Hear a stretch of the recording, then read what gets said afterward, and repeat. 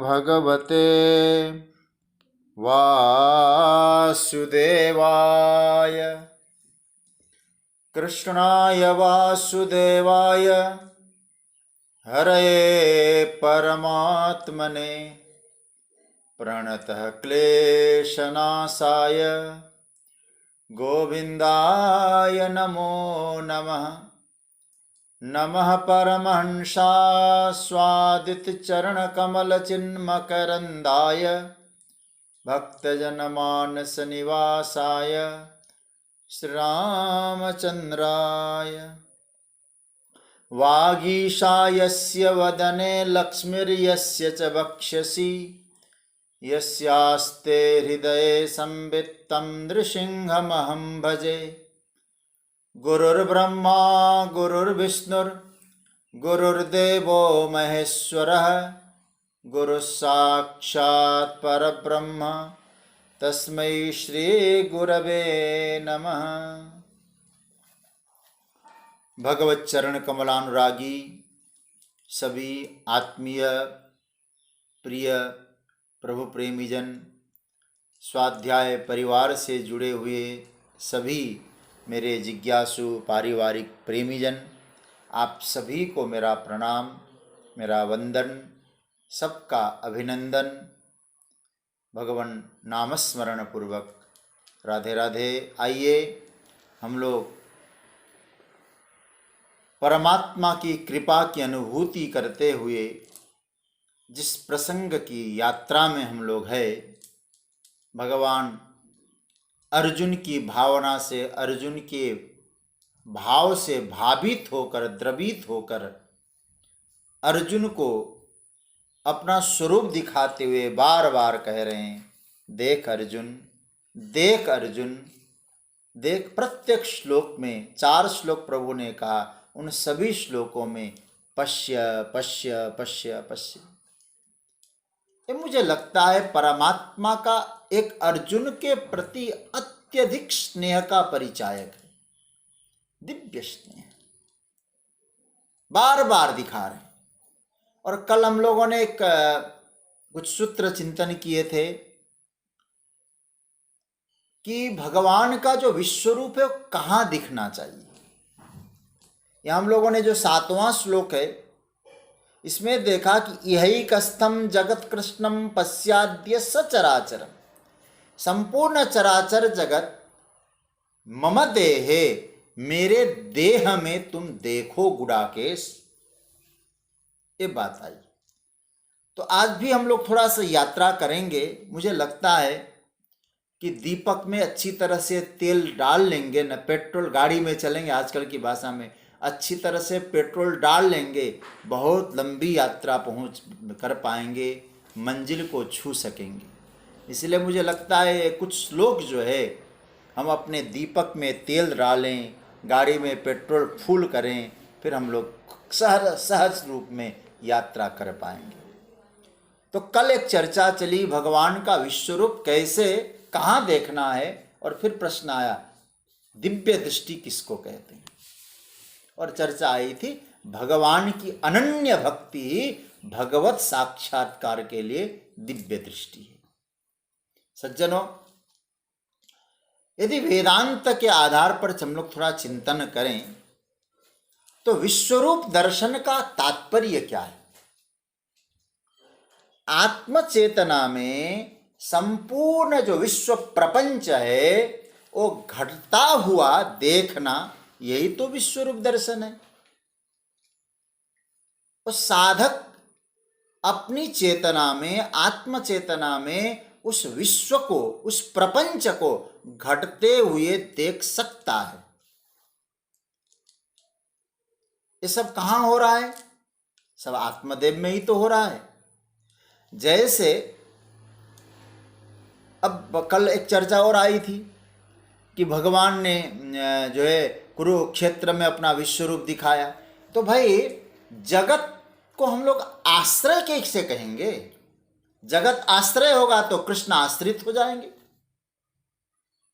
परमात्मा में जगत दिखता है तो समझ में आता है, लेकिन जगत में परमात्मा दिखाई दे, अभी आप स्पष्ट हो जाएगी बात।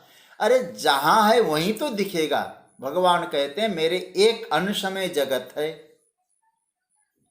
अब मैं इसको यूं कहूं आज सरल रूप में, अगर कोई व्यक्ति एक कमरे में बैठा है, आप उसको कहां खोजेंगे? उसी कमरे में ही तो खोजेंगे ना। हाँ, यदि वो कमरे में खूब बैठा है व्यक्ति और आप उसको कमरे में न खोजकर नंदन वन में जाकर खोजना चाहेंगे तो क्या माना जाएगा? वो भ्रांति मानी जाएगी, भ्रम माना जाएगा। यदि आपको कहीं ऐसा लगता भी है वो आपके लिए एक मिथ्या ज्ञान माना जाएगा। अरे भाई, यह यथार्थ है। एक आपको यथार्थ, कल भी मैंने आपसे कहा था, प्रमा, ये प्रमा की जागृति होनी चाहिए। मतलब क्या है? यह यथार्थ है कि सृष्टि चेतन में है। ये हमेशा एक बात कान खोल के हम लोग समझ लें, बुद्धि के दीवारों को गिराकर समझ लें, संपूर्ण सृष्टि चेतना में ही है। यदि वो सृष्टि आपको कुरुक्षेत्र में दिखता है, कुरुक्षेत्र में जाएंगे तो ही वो सृष्टि हमको दिखाई देगी, तो आप समझ लीजिएगा ये हमारी केवल भ्रांति है, भ्रम है। मैं एक उदाहरण के तौर पे कहूं, एक सरल रूप में उदाहरण दूं। जैसे हमारे मनोज भैया कलकत्ता में है, उनका कोई मित्र कहे, अरे भैया मनोज जी, आप दिल्ली थे ना कल, हम एक ही रेस्टोरेंट में भोजन किए, आपसे बातचीत हुई थी। अब आप कहेंगे तो क्या कहें, अरे भैया हम दिल्ली आए ही नहीं और आप यूं ही झूठ फैला रहे हो। मैं दिल्ली नहीं आया, पहली बात तो कोरोना काल है, हम निकलने का सवाल नहीं। दिल्ली आया नहीं, एक जगह बैठे, भोजन किया, बातचीत हुई, तो मनोज भैया जी को क्या लगेगा? बोले सारा भ्रम है, ये इसका जो लगता है कि दिमाग का स्क्रू ढीला हो गया। आप जरा सोचिए, जब एक ही आत्म चेतना में सब कुछ है, फिर जगत में जगत कैसे दिखाई देगा? जहां है वहीं तो दिखाई देगा। वो कलकत्ता में अपने घर में मिलेंगे। इसलिए सृष्टि को कोई कुरुक्षेत्र में देखना चाहेगा तो मैं तो इतना ही कहूंगा, कुरुक्षेत्र स्वयं सृष्टि है। कुरुक्षेत्र को कुरुक्षेत्र में कैसे? कुरुक्षेत्र तो स्वयं सृष्टि है। सृष्टि को कुरुक्षेत्र में हम नहीं देख सकते। सृष्टि को, एक बात और कहूं, सृष्टि को सृष्टि में भी नहीं देख सकते, जगत को जगत में भी नहीं देख सकते। मैं तो केवल इतना कह सकता हूं, संपूर्ण जगत को, संपूर्ण सृष्टि को भगवान श्री कृष्ण में ही देख सकते हैं, वही है। और श्री कृष्ण में ही संपूर्ण जगत को देखना, यही तो विश्वरूप, यही विश्वरूप दर्शन करना है। इसलिए मैं आपको याद दिलाना चाहूंगा, 9वां अध्याय के 5वें श्लोक में भगवान ने कहा, मत्स्थानी सर्वभूतानि। क्या थ्योरी है गोविंद का, इसकी हमने बहुत विस्तार से चर्चा की थी, मुझे याद है, शायद 2-3 दिन तक मैंने इस पर चर्चा की थी। भगवान ये कहते हैं, मत्स्थानी सर्वभूतानि, सारा जगत मुझ में है। अतः पूर्ण पुरुषोत्तम भगवान श्री कृष्ण हमको आमंत्रित कर रहे हैं, हमको आवाहन कर रहे हैं, अर्जुन को माध्यम बना के, मम देहे अद्य पश्य, मेरे देह में। श्लोक आपको याद है ना, मैंने कहा आज गाया नहीं है, यही कस्थम जगत कृष्णम पश्याद्य सचराचरम, पश्य अद्य सचराचरम। कहाँ? मम देहे, मेरे देह में अभी देख लो, इसी समय देख लो बस। याद रखिएगा, यहां देह शब्द जरा देखना है। देहे जो भगवान कह रहे हैं, हमारी समस्या एक और है। हमारी विशेष करके 2 आसक्तियां प्रबल होती है, एक देहासक्ति, एक देशासक्ति। कभी देशासक्ति भी बहुत प्रबल होती है, बोले यहीं रहने को मिल जाए, यही बढ़िया जगह है। अब कृष्ण के प्रति हम लोगों ने क्या कर रखा है? देहासक्ति। क्योंकि हमारा जो देह है पंचभूतों में और हम अपने देह के प्रति आसक्त है, हम लोगों ने भगवान श्री कृष्ण को भी इसी रूप में रख लिया। श्री कृष्ण देह जब बोल रहे हैं तो मैं आपको एक बात कहूं, कहीं का ईंट कहीं का रोड़ा, भानुमति का कुनबा जोड़ा, ये देह है, देह उपचय, अनेक भूतों का जो संघात है वो संघात कृष्ण का देह नहीं है। आप लोग गीता सुन रहे, विश्वरूप दर्शन करना है भगवान श्री कृष्ण में, तो श्री कृष्ण का देह यदि भौतिक देह आप मान लेंगे तो आप लोगों को विश्व रूप का आनंद आएगा ही नहीं। यदि देखा जाए तो श्री कृष्ण को एक सामान्य देह वाला मान लिया तो उन्हें देह को क्या मानना पड़ेगा, देह को आश्रित करने के लिए फिर एक देश मानना पड़ेगा, फिर देश के प्रति आसक्ति हो जाएगी। मतलब क्या होगा, अरे भाई भगवान श्री कृष्ण एक देह वाला है, वो देह वाले श्री कृष्ण को हम रखेंगे कहाँ, मथुरा में, वहाँ कृष्ण मिलेंगे, फिर तो हमारे घर के ठाकुर जी में तो गणैया के दर्शन नहीं होंगे। फिर एक पर्टिकुलर जगह पर ही कृष्ण को हमने रख दिया तो क्या होगा, भगवान कहना चाहते फिर तुम विश्वरूप कैसे देख पाओगे, क्योंकि विश्व में तो मुझे आश्रित कर दिया तुमने, विश्व मेरे लिए आश्रय बन गया। यहां तो कन्हैया नहीं है, कन्हैया तो वहां मिलेंगे, तो एक देशाश्रित हो गए भगवान। तो जैसे देशाश्रित है वैसे तुमने मान लिया देहाश्रित है। तो भगवान न देहाश्रित है न देशाश्रित है। इसलिए एक सामान्य देहधारी मानते हैं तो वे एक देशी हो जाएंगे और आश्रित वस्तु हो जाएंगे कन्हैया। फिर भगवान चाहते हैं कि इस भ्रम को हम लोग, इस भ्रम से हम लोग मुक्त हो जाएं। ये भ्रम हमारे जीवन में न रहे। किसी एक जगह भगवान को, मैं एक रामचरितमानस की बात कहूं आपसे, ये सब आप रामायण तो पढ़ते रहते हैं। जब मैया यशोदा, मैया कौशल्या भगवान को पल्ले में सुलाती है और पल्ले में सुलाने के बाद उनको लगा कि पल्ले में राघव सो गए हैं, चलो मैं सेवा करने जाऊं ठाकुर जी की।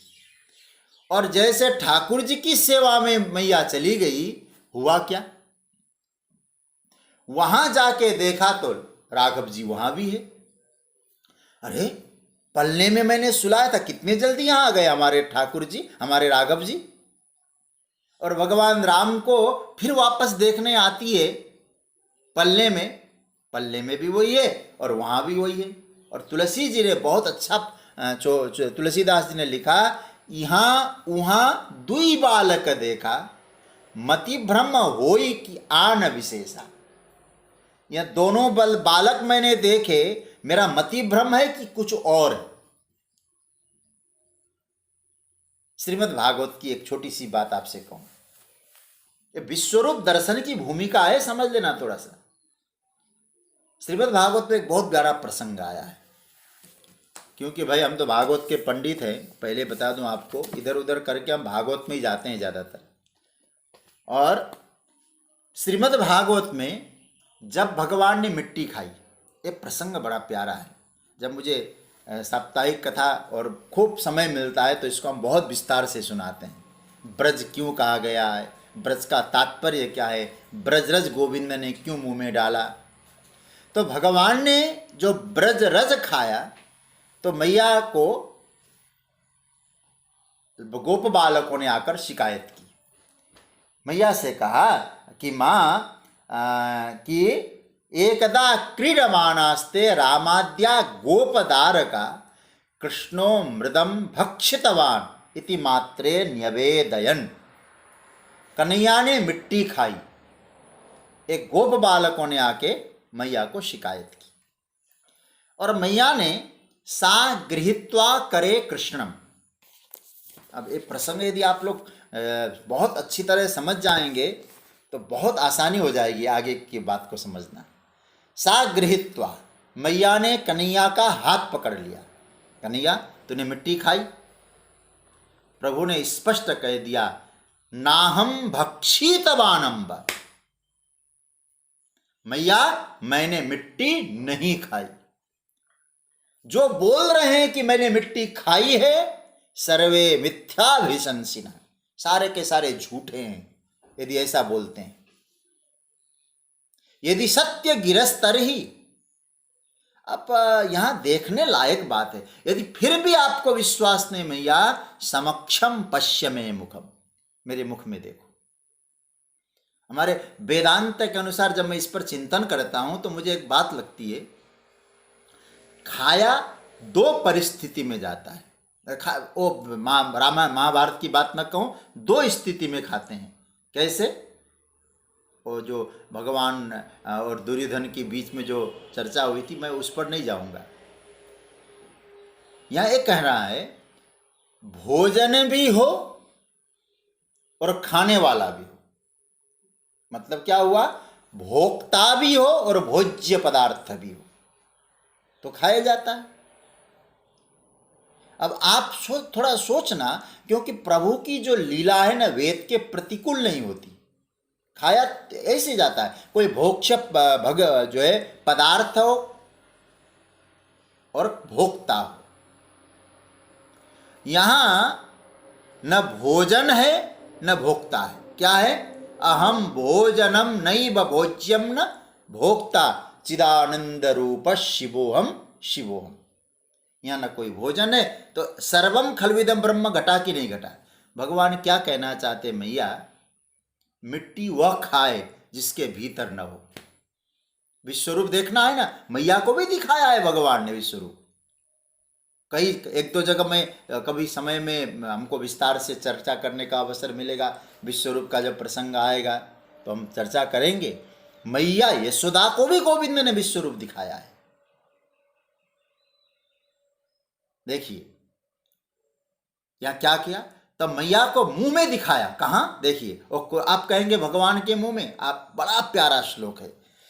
एतत् विचित्रम सहजीव काल स्वभाव कर्माशयलिंग भेदम सूनोस्तनो वीक्ष विदारी तास्य ब्रजम सहात्मान मवाप शंकाम। प्यारा, बहुत प्यारा श्लोक है। ये बड़ा विचित्र है। सारा का सारा सब कुछ भगवान के मुख में। और क्या दिखा? स्वयं अपनी यशोदा मैया भी कन्हैया के मुख में। इतना विशाल जगत है, उस जगत में मैं खड़ी हूं। कृष्ण के मुख में विशाल ब्रह्मांड है, वहां मैं हूं। नंद बाबा भी है, सब वही है। अब आप बताइए, जगत आश्रित है कि आश्रय है? जगत कहां दिखाई दिया? कृष्ण के मुख में। मुख एकांश में है कि नहीं है? वो वाला श्लोक घट जाएगा फिर 10वें अध्याय का अंतिम श्लोक, विष्टव्याहमिदं कृष्णम एकांशेन स्थितो जगत। एक अंश में ब्रह्मांड दिखाई दिया मैया को, तो विश्वरूप है। लेकिन यहां दूसरा प्रसंग है तो मैया को मोह छा गया। वो बहुत सुंदर प्रसंग है।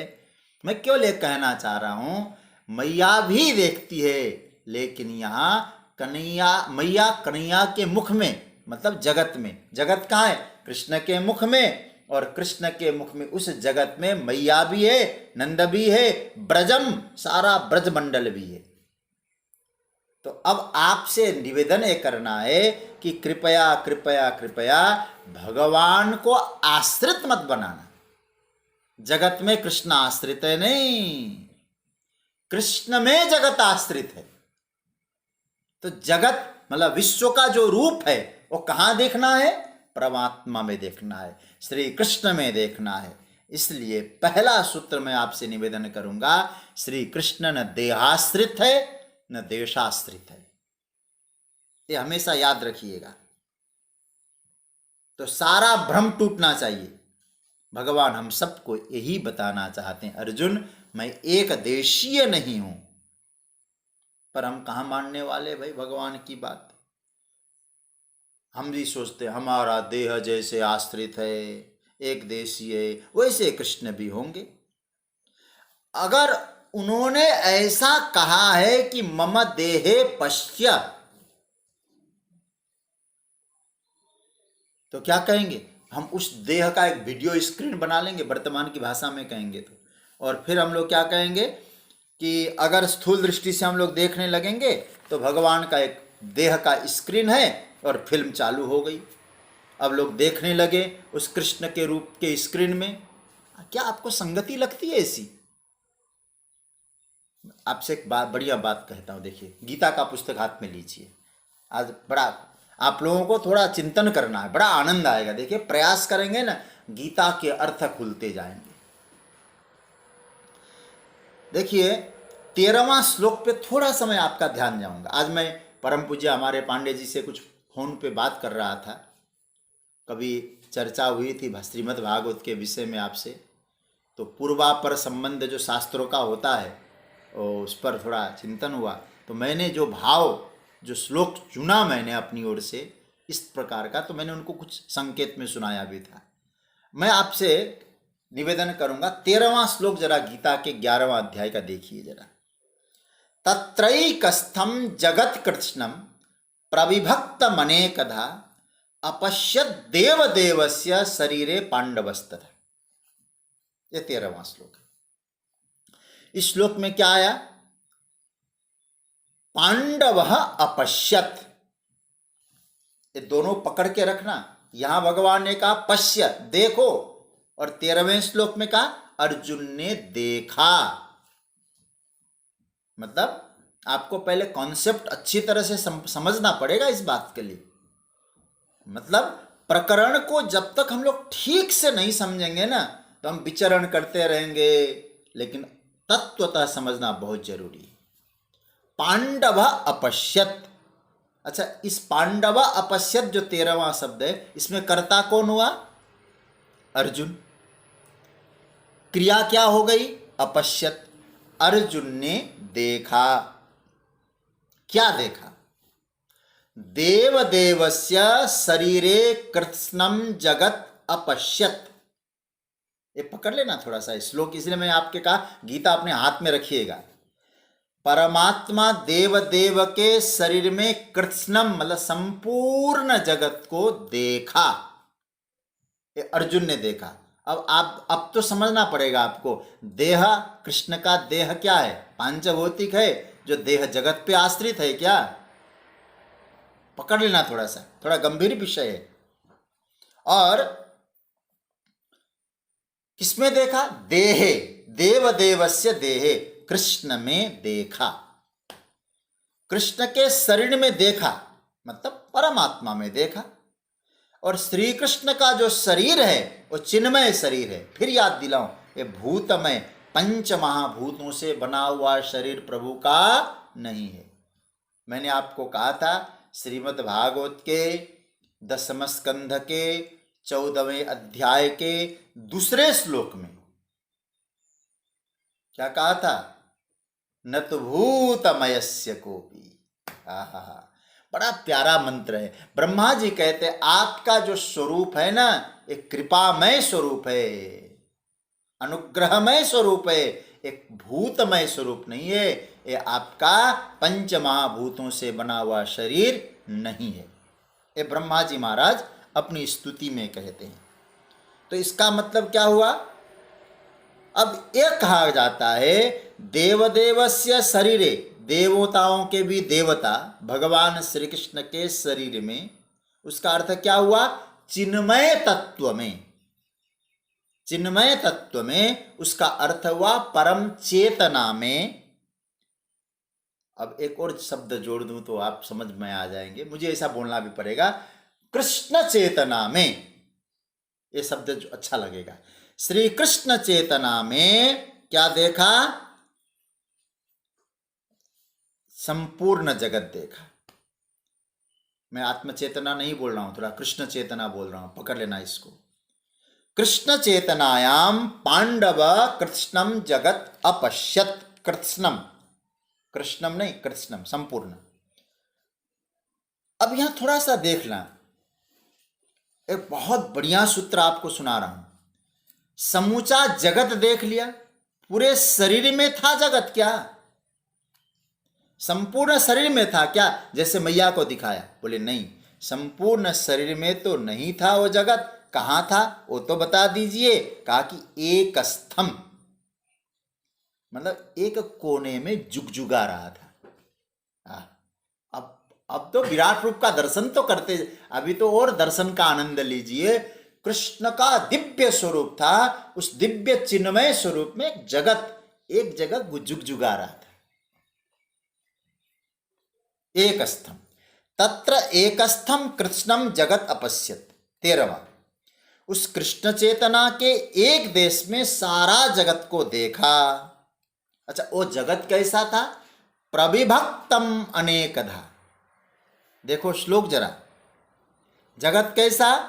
बोले वहां उस जगत के अनेक विभाग, अनेक प्रकार के विभागों में बटा हुआ संपूर्ण ब्रह्मांड देखा। जगत गुरु शंकराचार्य भाष्यकार ने बहुत अच्छा लिखा, देव पितृ मनुष्यादि भेदैहि, मतलब सारी वैरायटी दिखा दिया ठाकुर जी ने। तो अपनी सारी विविधता के अनुसार यह सारा जगत अर्जुन ने भगवान में देखा। कहाँ देखा? देवदेवस्य शरीरे। अच्छा, अब थोड़ा सा और गंभीरता से हो जाइए। वादा क्या था भगवान का? फिर मैं याद दिलाऊं, कल मैंने कहा था 10वें अध्याय का अंतिम श्लोक, विष्टव्याहमिदं कृष्णम एकांशेन स्थितो जगत। एक अंश से घिरा हुआ एक अंश में जगत देखा। अर्जुन ने कहा, महाराज मैं तो यही देखना चाहता हूं। क्या देखना चाहते हो?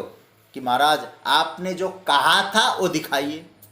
यही तो का बात हुई थी ना, आपने जो पहले कहा था वो हम देखना चाहते हैं, और आपने जो बोला बिल्कुल सत्य बोला। सरकार, यही भगवान ने दिखाया। क्या दिखाया? पश्य, और 4 श्लोकों में पश्य पश्य आया। और देखने के बाद उसका निष्कर्ष निकाल दिया, निगमन कर दिया।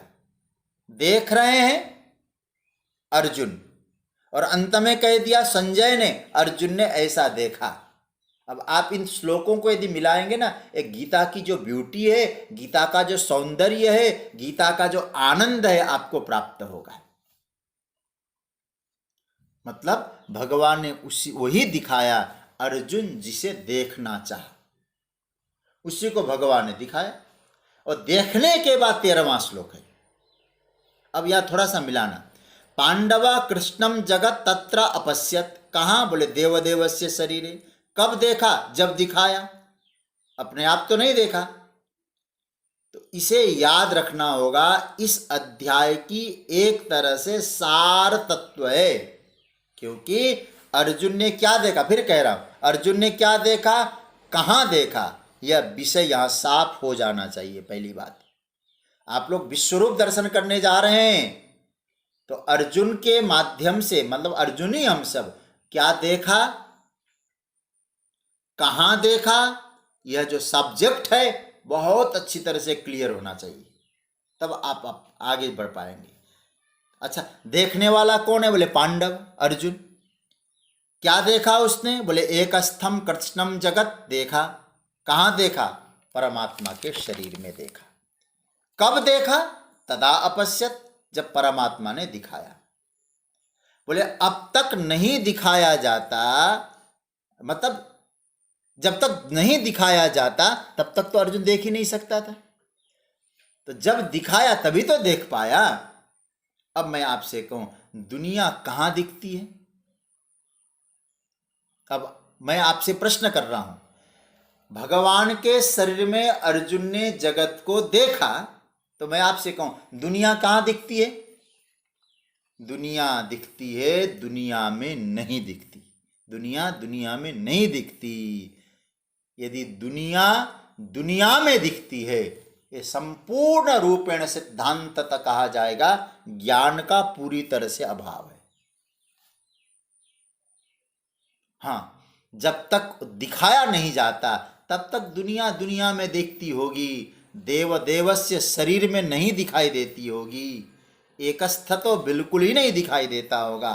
तो परमात्मा का जो श्री विग्रह है, विश्वरूपधारी परमात्मा श्री कृष्ण, कहीं पंच महाभूतों से बना हुआ शरीर है, ऐसा तो बिल्कुल मत सोचना, ये सच्चिदानंद है। दूसरी बात आपको स्पष्ट कह दूं, सत्ता में मतलब जो परमात्मा का सत्य, परमात्मा की सत्ता है, सत्ता ने विश्व रूप धारण किया हुआ है, या चेतना ने विश्व रूप धारण किया हुआ है, या आनंद ने विश्व रूप धारण किया है। तो सत चित आनंद, तब उनको हम कहते हैं सच्चिदानंद। तो सच्चिदानंद ने विश्व रूप धारण किया है। सच्चिदानंद है आश्रय, जगत है आश्रित, विश्व रूप है आश्रित। अब आप और एक बात कहूं मैं, जब भगवान शंकर कुंभज ऋषि के घर से कुटिया से कथा सुन के लौट रहे थे, तो उनके मन में यह था कि मैं परमात्मा का दर्शन करूं, और भगवान राम जी का दर्शन हुआ। राम जी तपस्वी के रूप में हैं। मैं आपको स्पष्ट करना चाहूंगा, शंकर भगवान ने रोते हुए राम जी को देखकर क्या कहा? शंकर भगवान कहते, कही सच्चिदानंद जग पावन, अस कही चलो मनोजन सावन। सती साथ में है, और शंकर भगवान के साथ शंकर भगवान कहते, हे सच्चिदानंद भगवान, मैं आपको प्रणाम करता हूं। अब देखिए दृष्टि क्या होनी चाहिए। शंकर भगवान कितने बड़े साधक हैं। भगवान को कहते आप सच्चिदानंद, मैं आपको वंदन करता हूं। सती के मन में आया सच्चिदानंद हो कैसे सकते? तर्क जरा देखिए सती का, इसमें न सत है, न चिद है, न आनंद है, और भौतिक मान लिया उसने राम जी को। जो वाल्मीकि जी कह रहे थे चिदानंदमय देह तुम्हारी, उन्हीं के शरीर को सती ने भौतिक मान लिया। और क्या कहती है? सत नहीं हो सकते। क्यों नहीं हो सकते सत? इसलिए नहीं हो सकते, सत का अर्थ होता है जिसके जीवन में कोई असत नहीं है। और उस सत को मालूम नहीं है क्या? सोने का मृग असत होता है। सोने के मृग के पीछे जो भागता है वो तो सत हो नहीं सकता। तो कहते हैं चिद, चित तो मानो उसको। तो सती कहती चित कैसे माने? क्योंकि चित का मत होता है सर्वज्ञ। ये सर्वज्ञ कैसे हो सकता है? क्योंकि ये तो पूछत चले लता तरुपाती, दूसरे से पूछ रहा है मेरी पत्नी कहाँ गई, अपनी पत्नी कहाँ गई इसका भी ख्याल नहीं है, वो चित नहीं हो सकता। शिवजी ने कहा आनंद तो मान लो। बहुत बढ़िया सूत्र दिया। आनंद हम माने कैसे? क्योंकि जिसको आनंद मिलता है रोता नहीं। ये तो पत्नी के बिना रो रहा है, तो आत्मानंद में कहाँ है? आप जरा सोचिएगा। यहां ये भाव आया तो शंकर भगवान को लगा कि मैंने जो सच्चिदानंद का, इसका मतलब है कि सत ने ही विश्व रूप धारण किया है, चिद ने ही रूप धारण किया है, आनंद नहीं। इसलिए मेरी दृष्टि से सच्चिदानंद है। लेकिन इसको भी बोध होना चाहिए। जाओ तो कि न चाही परीक्षा ले, जाओ तो सही तुम परीक्षा लेने के लिए, क्योंकि मालूम पड़ जाएगा कि राम सच्चिदानंद है, कृष्ण सच्चिदानंद है। कैसे? और जैसे सती गई, और बहुत लंबी चर्चा मैं नहीं करूंगा, केवल संकेत में करूंगा, वहां राम जी ने पहचान लिया, और पहचानने का के बाद भगवान ने अपना विश्व रूप दिखा दिया। वहां कौन सा रूप था? वहां एक चौपाई में आपके सामने गाऊं, वो चौपाई जीव चराचर जो संसारा, देखे सकल अनेक प्रकार। अब इस गीता का श्लोक मिलाइए रामायण से। आज मैं जब सोच रहा था, तुलसी जी ने बड़ी नजाकत से ये 11वां श्लोक हुआ अनुवाद कर दिया लगता है मुझे। क्या कहते हैं? तत्रैकस्थम जगत कृष्णम प्रविभक्त मनेकधा। 13वें श्लोक का 11वां नहीं है। तो कहते हैं, वो क्या कहते हैं? जीव चराचर जो संसारा, देखे सकल अनेक प्रकार। सती ने सब कुछ देख लिया वहां, सारा विश्व। और इतना ही नहीं, अपने आप को भी राम जी में देखा, विश्व रूप देखा वहां। तो कहने का अर्थ है कि अर्जुन जो सच्चिदानंद स्वरूप देख रहे हैं, उसमें यह है परमात्मा का जो स्वरूप है, वो स्वरूप जगत में आश्रित वाला स्वरूप नहीं है, जगत उसमें आश्रित है। कहीं आप ये अर्थ मत लगा लेना जगत में परमात्मा विश्वरूप दिखा रहे हैं। विश्व तो उनको क्या है, विश्व तो उनके एक अंश में है, एकांशेन स्थितो जगत। यदि आप यह समझते हैं तो आप अच्छी तरह से आगे बढ़ पाएंगे। तो सज्जनों, अर्जुन कहते हैं सरकार ये जो दिव्य रूप है आपका मुझे दिखाओ, ये अर्जुन कह चुके हैं। और बोल भी आप लोग इसकी चर्चा भी विस्तार से सुन चुके हैं। मन्य से यही तच्छक्यम मया दृष्टो मिति प्रभु योगेश्वर ततो में त्वं दर्शयात्मानम अव्ययम।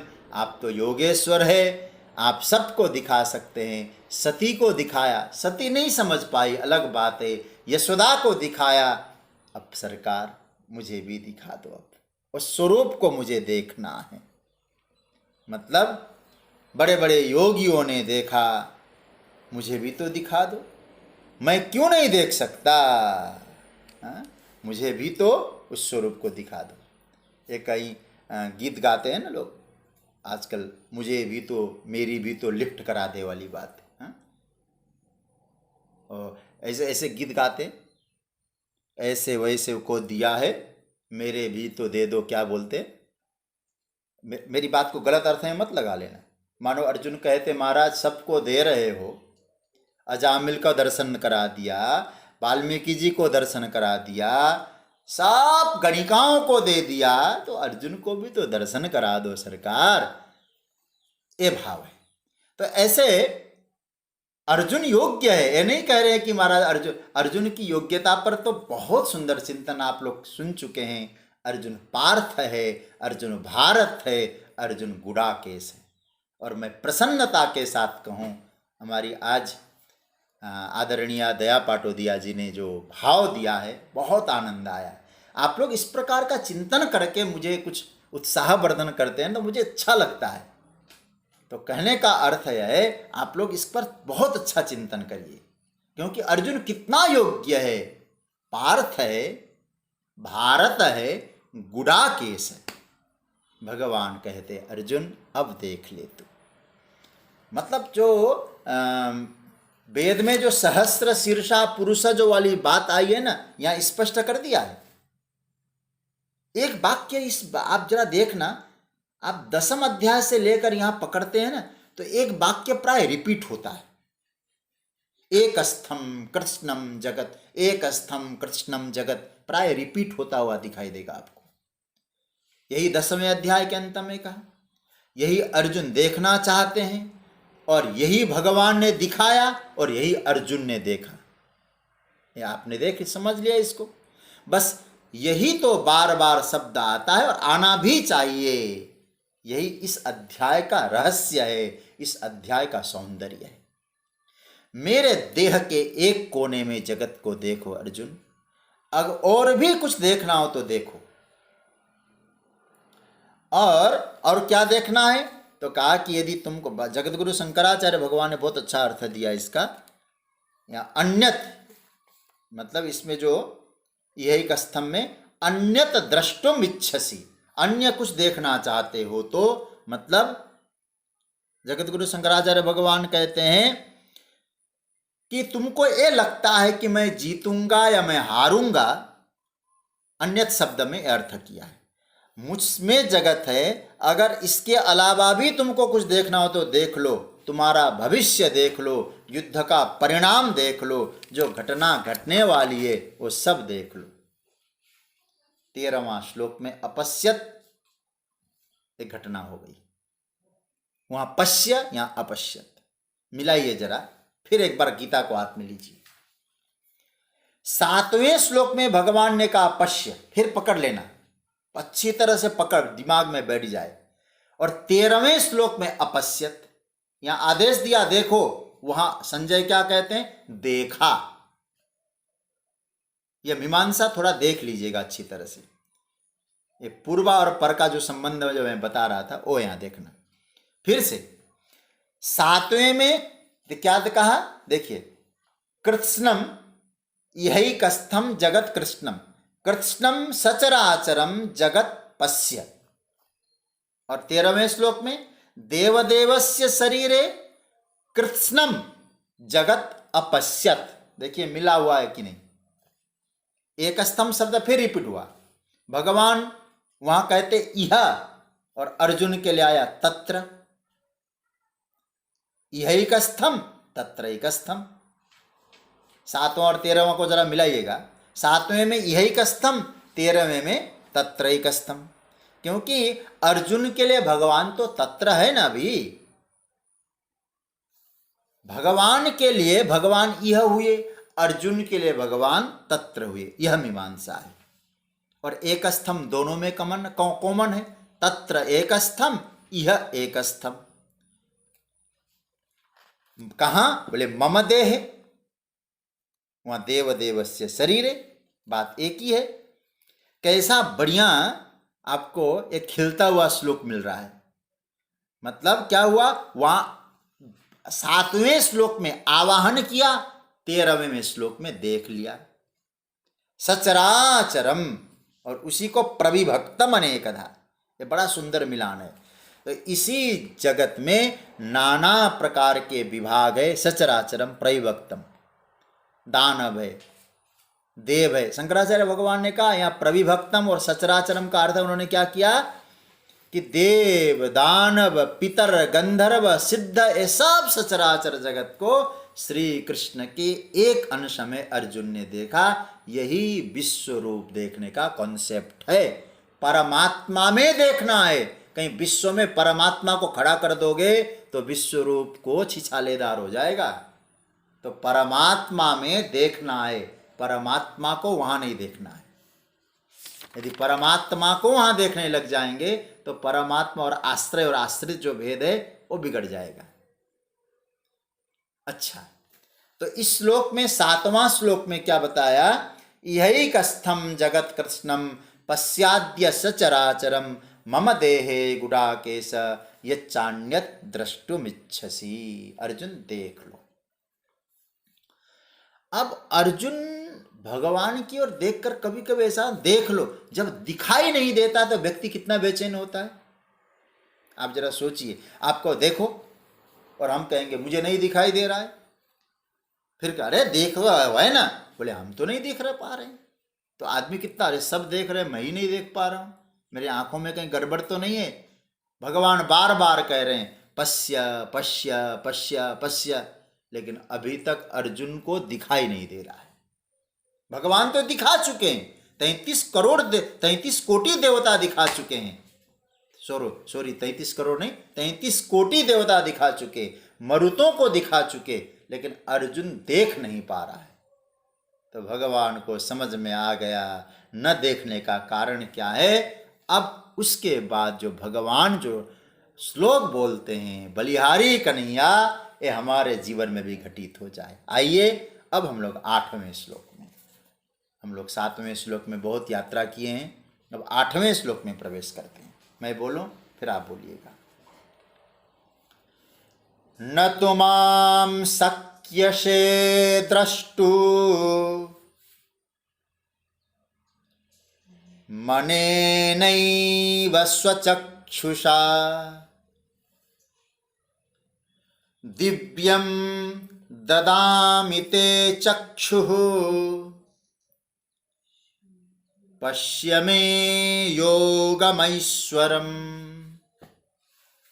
अर्जुन नहीं देख रहा था तो भगवान ने कहा अब तुम्हें देखने का उपाय बताता हूं। दिखाया मैंने, अब दिखाया मैंने, तुम नहीं देख पाओगे तो अब तुम्हारी गलती।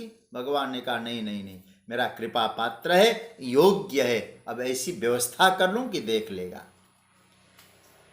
अब क्या कर रहे हैं भगवान? तू परंतु माम अनेन स्वचक्षुषा द्रष्टुम न शक्यसे ते दिव्यम चक्षु ददामि में ऐश्वरम योगम पश्य। क्या इसका अर्थ हुआ?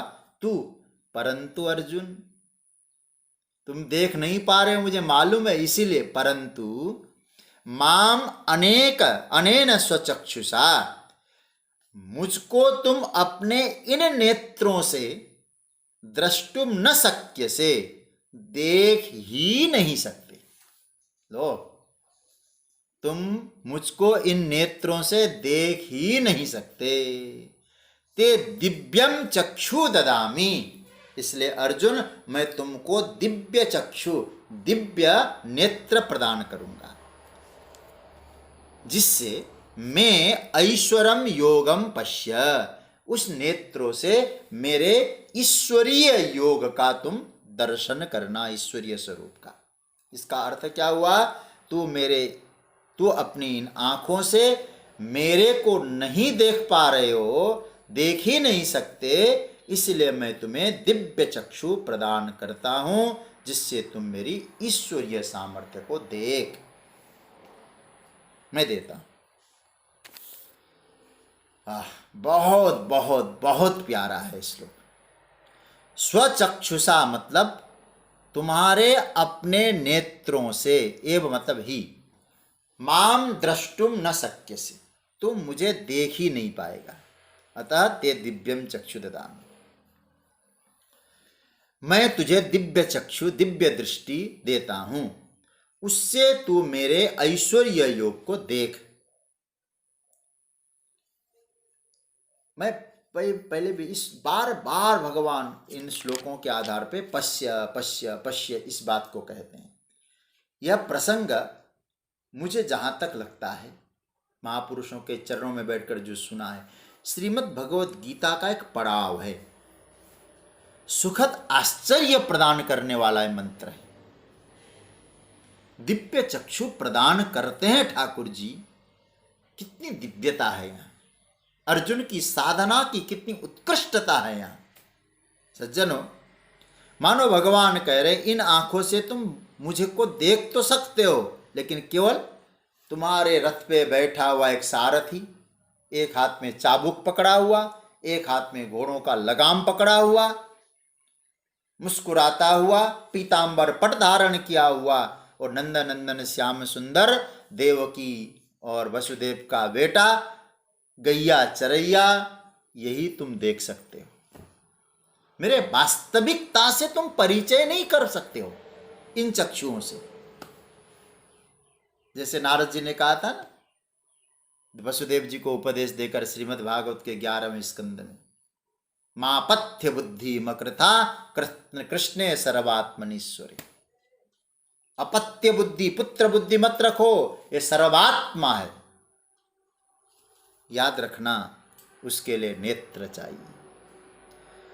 माम द्रष्टुम का मतलब क्या है? माम मुझको, कौन सा मुझको? मेरा विराट स्वरूप, विश्वरूप, मुझ में जो विश्वरूप है उसको तुम अपने नेत्रों से नहीं देख पाओगे। क्यों नहीं देख पाएंगे? थोड़ा चिंतन करेंगे, कल फिर इसका विस्तार से हम लोग चिंतन करेंगे। पहला देखिए, जो नेत्र है ना, ये भौतिक नेत्र है। भौतिक नेत्र मैं इसीलिए कह रहा हूं क्योंकि पंच महाभूतों के एक अंश से बना हुआ है। कैसे? पंच महाभूतों में तेज एक तत्व है। तेज का जो कार्य है सत्वगुण, अपंचीकृत सत्वगुण, सरल भाषा में कह देता हूं, मतलब तेज का विकार। तेज के जो कार्य से हमारे नेत्र तैयार होते हैं, नेत्र बने, अतः वे कहां तक देख पाएंगे? याद रखिएगा वेदांत की बात, तेज से तैयार हुए कहां तक देख पाएंगे? तेज तक ही देख पाएंगे। और तेज से उत्पन्न होने से तेज का दूसरा स्वरूप क्या है? तेज का दूसरा स्वरूप है रूप। ठीक है, तो क्या देख पाएंगे? हमारे नेत्र केवल केवल केवल रूप देख पाएंगे, उसी रूप को ही देख सकते हैं। इसलिए भगवान क्या कहते हैं? स्वचक्षुषा, क्योंकि रूप तक सीमित है, भौतिक चक्षु है। इसलिए क्योंकि जिन नेत्रों ने केवल रूप इत्यादि के भाव में भावित है, रूपासक्ति है, तो उन रूपों को में आसक्त होने वाले नेत्र स्वरूप तक कैसे पहुंच सकते हैं? स्वरूप तक पहुंचना बड़ा कठिन है, क्योंकि वो रूप की परिधि में वो नेत्र बने हैं, बैठे हैं। तो इन नेत्रों से नहीं देख सकते। एक किसी ने कहा है ना, भैया रहता तो भगवान मेरे साथ है, मैं और मेरा यार एक ही बस्ती में रहते हैं, किस्मत की खूबी तो देखो दीदार को तरसते हैं। है तो वहीं, देख क्यों नहीं पा रहे हैं? बस यह है, ये भौतिक नेत्र तो है, बस इन नेत्रों को बदलना है। नेत्र को बदलने का मतलब गड़बड़ मत कर लेना थोड़ा। नेत्रों को बदलने का तात्पर्य है कि नेत्रों से के द्वारा जो देखने का सामर्थ्य है, वो कल भी मैं कह चुका हूं, भक्त्या त्वनन्यया सत्या, ईश्वर भक्ति, ये बहुत बढ़िया लेंस का काम करते हैं। और अच्छा लेंस हो ना, दिखाई देता है ईश्वर की भक्ति। भगवान ने कहा अर्जुन, भगवान तो भवरोग के वैद्य है ना, इसलिए कहते अब मैं तुझे बढ़िया सी दृष्टि देता हूं, बढ़िया चश्मा देता हूं। कौन सी?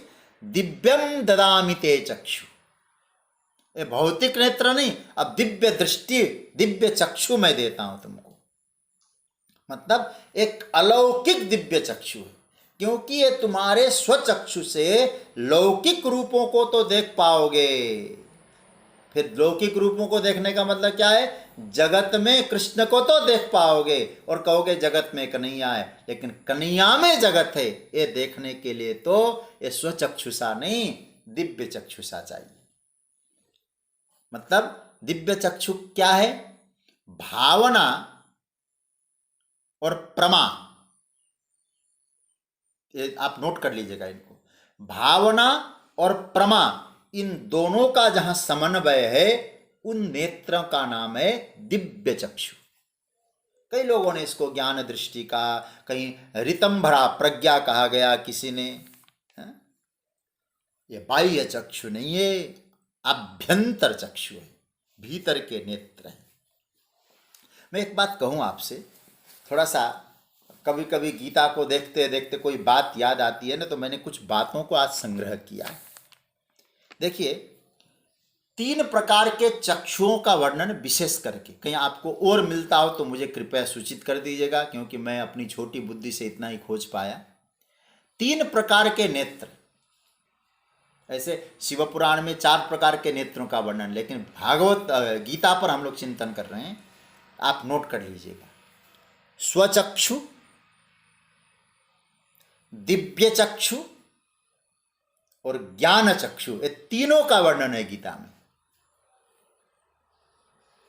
स्वचक्षु का मतलब समझ रहे होंगे, हमारी अपनी आंखें। दिव्य चक्षु जो भगवान अभी देने जा रहे हैं, और ज्ञान चक्षु उसका वर्णन आपको 13वें में मिलता है और 15वें में। मैं आपको श्लोक संख्या कह दूंगा, केवल हिंट दे रहा हूं, जब वहां वर्णन करेंगे तो उस समय चर्चा करेंगे। 13वें में आप जाएंगे, अंतिम श्लोक है 13वें अध्याय का। क्षेत्र क्षेत्रज्ञयोरेवं अंतरम ज्ञान चक्षुषः भूतः प्रकृति मोक्षम च ये विदुर्यान्ति ते परम। आप खोलिए 13वां अध्याय, और 13वें अध्याय का अंतिम श्लोक, ज्ञान चक्षुषा, इसको अंडरलाइन करिएगा, फिर कभी वो चर्चा करते समय याद आ जाए। और 15वें में जाइए थोड़ा सा आप, 10 नंबर का श्लोक, उत्क्रामंतम स्थितम वापि भुंजानं वा गुणान्वितं विमूढ़ा नानुपश्यन्ति पश्यन्ति ज्ञान चक्षुषा। यह भी ज्ञान चक्षु। 3 प्रकार के चक्षु। हमारे पास 5 मिनट का वक्त है अभी, आप जरा देखिए। ज्ञान चक्षु, दिव्य चक्षु, स्वचक्षु, ये 3 प्रकार के चक्षुओं का वर्णन हम विचार कर सकते हैं। देखिए, आत्मा, क्षेत्र और क्षेत्रज्ञ जो विभाग है, जीव जगत और आत्मा, मतलब जीवात्मा और परमात्मा का जो विभाग है, मतलब उसको अच्छी तरह से पृथक भाव से कौन जान सकता है? जिसके पास ज्ञान दृष्टि है। लेकिन यहां भगवान कहते हैं दिव्य चक्षु। अच्छा, स्वचक्षु वो क्या है? बोले आदि भौतिक नेत्रों का नाम है स्वचक्षु। आदि भौतिक नेत्र, आधिदैविक ए दिव्य चक्षु, और आध्यात्मिक एक ज्ञान चक्षु। भौतिक पदार्थों के द्वारा आप केवल भौतिक पदार्थ ही देख सकते हैं, क्योंकि इसलिए भूतों से, पंच महाभूतों का एक भाग है नेत्र। तो भौतिक पदार्थ हो गए। भौतिक पदार्थों के द्वारा आपकी दृष्टि कहां तक जाएगी? भौतिक पदार्थ तक जाएगी। मतलब आप मूर्त को देख पाएंगे, अमूर्त को नहीं देख पाएंगे। फिर आप वहां, ये स्वचक्षुषा। दिव्य चक्षुषा बोले आधिदैविक चक्षु, ये प्राप्त होता है योगियों को, अपनी साधना से प्राप्त होता है अथवा परमात्मा की कृपा से प्राप्त होता है। हमको इसको एक और नाम मैं दे सकता हूं, वो है अनुग्रह चक्षु। ये अनुग्रह चक्षु भी कह सकते हैं, भगवान के अनुग्रह से प्राप्त है। इसलिए आप जरा सोचिए, यहां 11वां अध्याय में मत अनुग्रहाय परमम, यह अनुग्रह शब्द इसलिए शुरुआत में आया, मैं तेरे ऊपर अनुग्रह करके दे रहा हूं। तो दिव्य चक्षु जो है ये आपको या तो साधना से प्राप्त होगा या कृष्ण के अनुग्रह से मिलेगा। ये आधिदैविक चक्षु है। तो इसे कहते अनुग्रह। आदिभौतिक स्वरूप स्वचक्षु से देखें, आधिदैविक स्वरूप दिव्य चक्षु से देखें, और स्वयं को देखना है तो आध्यात्मिक चक्षु है, उसका नाम है ज्ञान चक्षु। जब प्रसंग आएगा तो हम लोग करेंगे वहां। यहां भगवान क्या कह रहे हैं? दिव्यम ददामिते चक्षु, हे अर्जुन मैं तुम्हें दिव्य नेत्र प्रदान करता हूं, मैं ऐश्वरम योगम पश्य। दिव्य नेत्र प्रदान करता हूं, मेरे ऐश्वर्य योग को देख, ऐश्वर्य को देख, मेरे स्वरूप का तू दर्शन कर।